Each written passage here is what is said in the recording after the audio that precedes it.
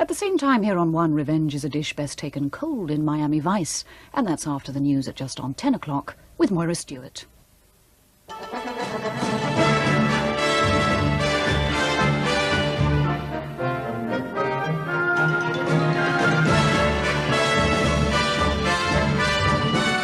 The West Germans ban military air displays as concern grows over safety standards. The dying seals. Scientists say canine distemper is the virus that's killing them. Graham Gooch breaks a contract to play in South Africa to captain England and India this winter. And Notting Hill celebrates a new spirit of carnival. Good evening. Safety at air shows is being reviewed by a number of European governments after yesterday's disaster in West Germany. At least 45 people were killed and hundreds injured when 3 Italian Air Force jets collided over the American airbase at Ramstein. The West Germans and the Danes today banned all military air displays for the time being at least. And the Italians say they'll be doing more to protect spectators. The Ministry of Defence here say they'll look carefully at what lessons can be learnt from the tragedy. Mrs. Thatcher has sent a message of condolence to Chancellor Kohl, saying she was horrified at the terrible loss of life. Everywhere you look at Ramstein Air Base, the chaos and devastation created by yesterday's collision is still apparent. The fuselage of one of the Italian jets is still embedded in the ground where it fell blazing from the sky. The pleasant family picnic turned into a nightmare as people in the path of the flames simply fled. Many of them didn't escape. US servicemen have spent the day meticulously searching the site of the crash. Investigators need all the evidence they can get to establish exactly what happened, and they're likely to look very carefully at amateur videos like this one of the disaster.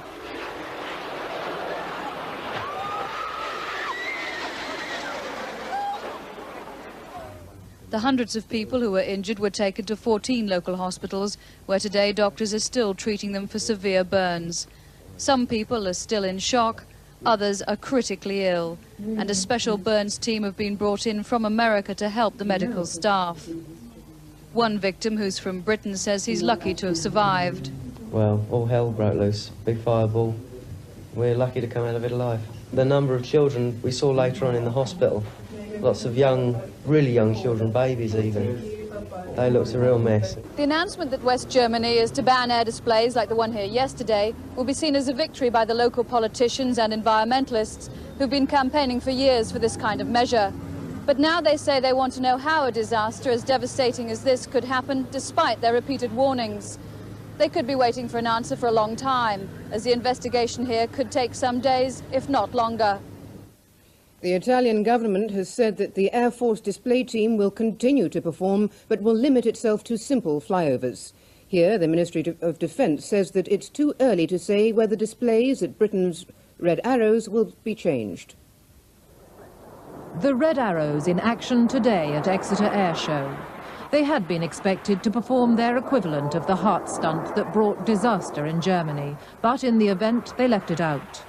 There were, however, some breathtaking manoeuvres, and most of the crowd seemed to have put yesterday's tragedy out of their mind. It was so delightful, it was so nice that I just forgot about that. But concern is mounting over safety at air shows, and the Civil Aviation Authority has already planned new rules which will come into effect next year. At the moment, the CAA only has jurisdiction over the smaller air shows. They have to obtain written permission before any display can go ahead. But at the big shows like Farnborough and Biggin Hill, the organisers are in charge of all their own safety arrangements. Although the CAA say these are generally extremely stringent, they want all shows included in the new regulations. And so, from next January, the authority will take control of all air displays. Pilots will be assessed to establish their competence. Historic aircraft being used in any display will be checked for airworthiness, and advance notice will have to be given of the flying programs and the organisation of the event on the ground. But with the Farnborough show only days away, pressure is growing for the new rules to be brought in now. I think that it would be a help to public anxiety if we could get them introduced earlier, because if they were important enough to be introduced on the 1st of January, I'd like to think they could be introduced on the 1st of September as well. I don't think that we should change the process of legislation change that we're currently involved in.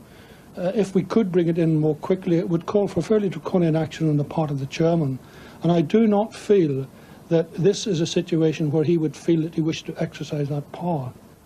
And so, as the Red Arrows prepare for their display at Farnborough, the analysis of what went so tragically wrong at Ramstein will go on, and safety standards will come under further scrutiny. Bishop John Brown, the Church of England envoy who's visiting Beirut, has said he's confident the British hostages will be released, but it could take some time.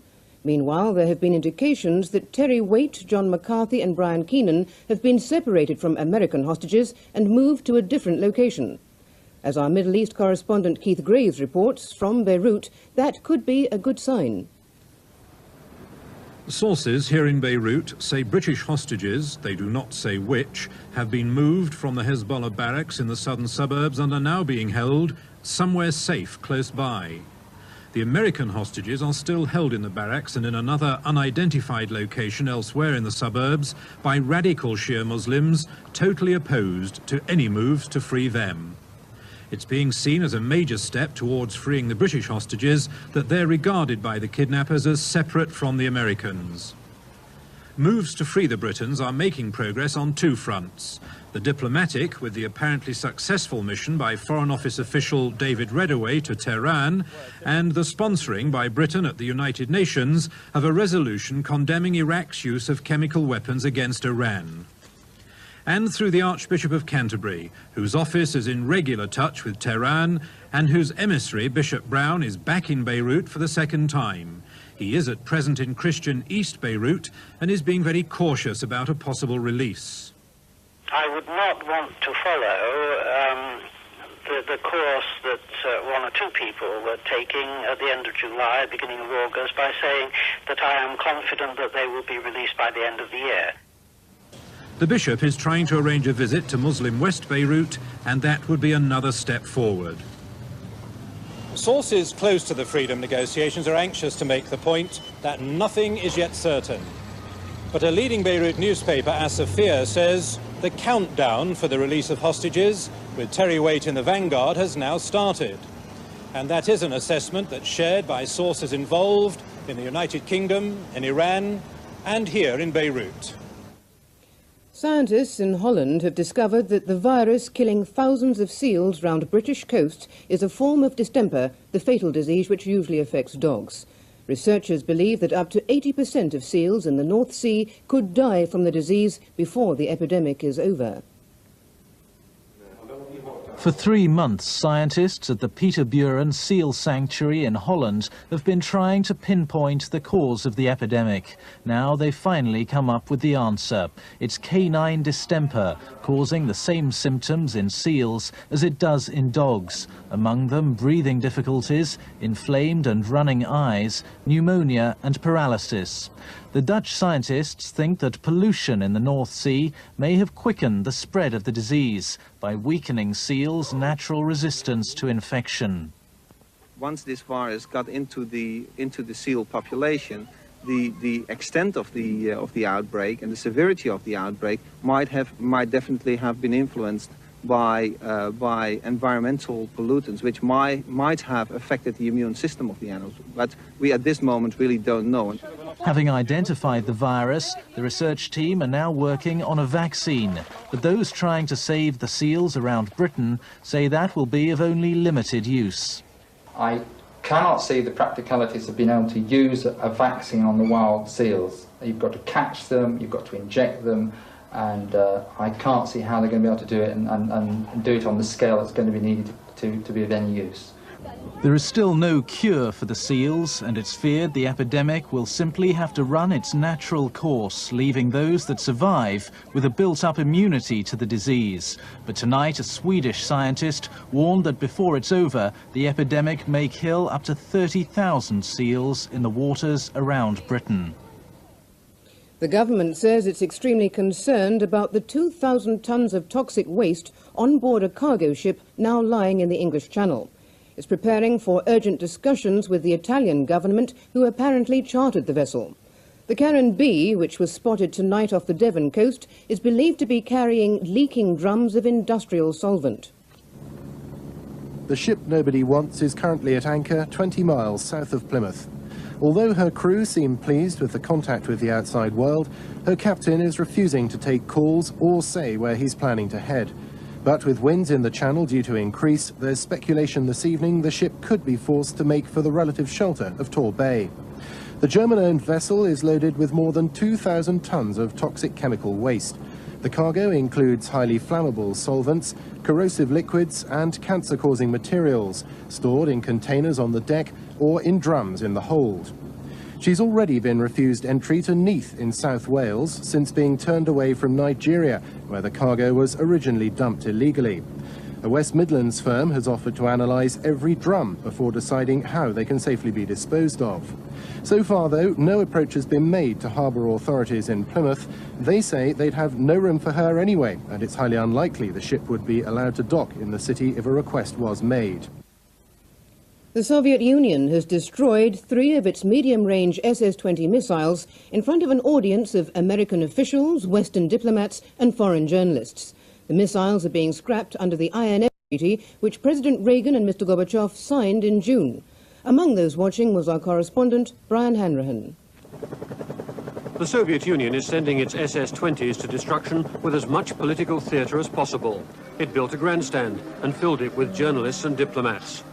They came by invitation, but the American observers in their distinctive blue jackets are here by right to check there's no cheating. Established a good working relationship with the Soviet military element that's responsible for implementing the treaty, and I think we're getting along. It's a serious business, and we both seriously approach the task. With borrowed Soviet capes, everybody squelched out to see the 3 SS-20s to be blown up, and confirmed that the tubes lying in the mud were the weapons that once menaced Western Europe. Only the rockets are blown up. The nuclear warheads are not covered by the treaty. Kapustin Yar is to be the main destruction point for medium-range missiles. The Soviet Union says over the next 3 years, 600 SS-20s will be destroyed here. The rocket fuel made it a spectacular explosion. The Soviet demonstration was a way of putting pressure on Western nations to speed up disarmament negotiations. And Western diplomats, who don't want to be rushed into hasty agreements, admit that it was an effective gesture. A man sentenced to 18 years in prison for bank robbery has been released on bail by a Scottish court pending an appeal ordered by the Scottish Secretary Malcolm Rifkind. The move that led to Ernest Barry's release from Peterhead Prison near Aberdeen followed an edition of the BBC television series Rough Justice. The programme questioned whether a man filmed by security cameras at the bank he was accused of robbing actually was Mr. Barry. The England cricket selectors have appointed Graham Gooch as captain for the winter tour of India. But to accept the job, he's had to break a contract to play in South Africa. The news of his appointment was announced as England, led by Gooch, played Sri Lanka at Lord's. In their second innings, Sri Lanka were bowled out for 331, a lead over England of 95. In reply, England had made 8 without loss at close of play. Graham Gooch had been under contract to play in South Africa this winter, but was prepared to break it once he knew he'd be touring India as the England captain. As for today, his bowlers had looked as though they might make the quick work of this match most had predicted. De Silva out LBW after barely 5 minutes play. But to Sri Lanka's great credit and England's acute embarrassment, the batsmen staged a recovery, with Mendes one of 3 to score 50. It was hitting to admire. Though for some English supporters, it was becoming almost painful to watch. Mendes had made 56 when Pringle finally trapped him LBW. And the Sri Lankans had put on a lead of 95 when the innings ended. Gooch took the catch. He's aware that there have been reports from India that the authorities there may not welcome those who've had close links with South Africa. Well, I'm not worried at all because, I mean, that's out of my hands. I've played cricket down there. I've made no secret of that. I don't believe I've done anything wrong. I'm looking forward to playing cricket and captaining England in India, and I'll be putting all my effort into doing that. None of the England players selected to play in India this winter will be playing in South Africa or anywhere else before the tour starts. Lords, as they've done before, are going to order their players to take a rest. A new spirit of carnival has returned to Notting Hill, according to the festival organisers and the police. Crime at the London Street Festival is down dramatically, a tenth of what it was last year.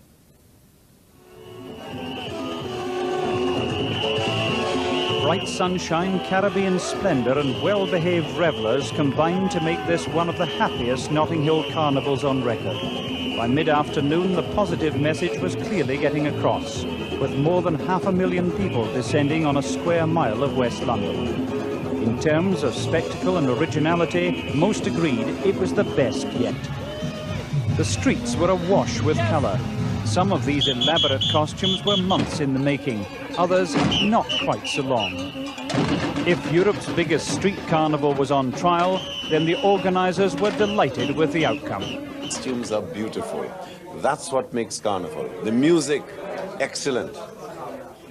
The people, I'm glad, even after all that bad media, they have come. To add to the success story, crimes were down to a tenth of last year's figure. As darkness fell, thousands were still dancing through the streets to the sound of calypso. But in the last hour, the music has been winding down and the crowds heeding police advice to head peacefully for home. And that's the news for now. From the newsroom, good night.